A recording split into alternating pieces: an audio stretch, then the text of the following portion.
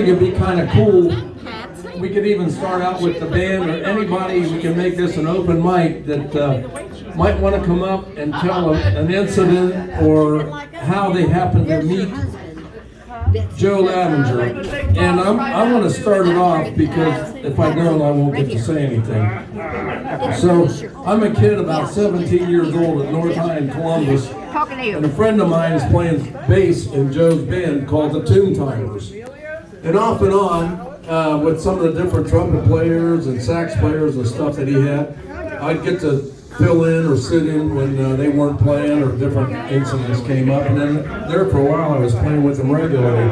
And that was a big thrill for a kid of 17, 18 years old to play with Joe Lavinger all around the state of Ohio at these different country clubs and furry animal clubs and veterans clubs and things. And I learned a lot of my shtick from Joe, how to handle a mic and to hog a mic, and I really appreciate it. In all these years, he and I never had a crossword between us, and because we just get along great.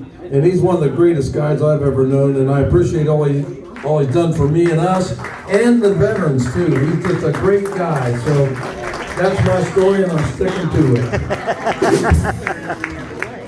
Anybody else can jump in anytime. I met him on the hilltop at Blueberry Hill. It is. It's a bar up on the hilltop. I ain't going to say how old I was because then that might give me away. Because I've known him 32 years, so I'm not telling you. 29 and holding. But I was doing karaoke and he said, "Nah, you need to come sing with me." So he hired me. I'm done. I got the longest life here with Joe. I played with Joe for 41 years.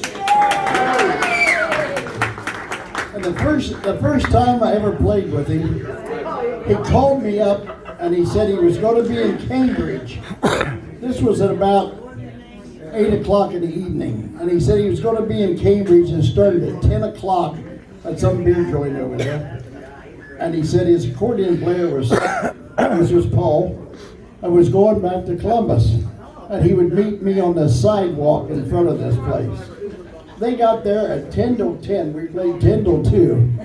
Stan Pomeroy was playing sax with us. I know him. So he said, "Just get your accordion out, we'll go start marching through the door." We went through the door playing Night Train. Stan went over to the bar, got up on the bar, and marched down the bar playing Night Train. That's the first time I ever played with Joe, and I played with him for 41 years. Thank you for that, Eugene. Yes, he spent a lot of time with you. I spent a few years. By the way, Joe, Gene's still waiting for his check. Me too. I want a raise.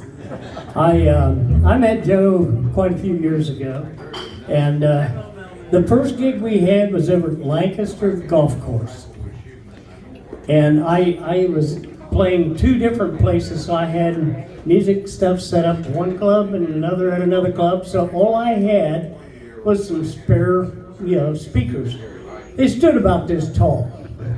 So they were big old column speakers, and I had a head, and I put it on there and so forth, and Joe comes over and he says, "Now, I don't want to have to tell you to turn down or fire you on the first night." And I said, "Well, that's good, because this thing goes to 11, so stand on the other side of the stage and I won't be too damn loud for you."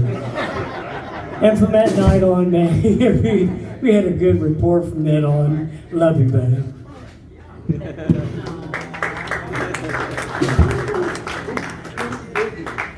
I remember the words to that one. What's that? Boot scooting boot. So if there's nobody else up here right off, anyway, if some of you decide you want to come up and say something, don't be bashful, because Joe never was. So just come on up and let it rip. It's probably not on there. I don't know. Hey.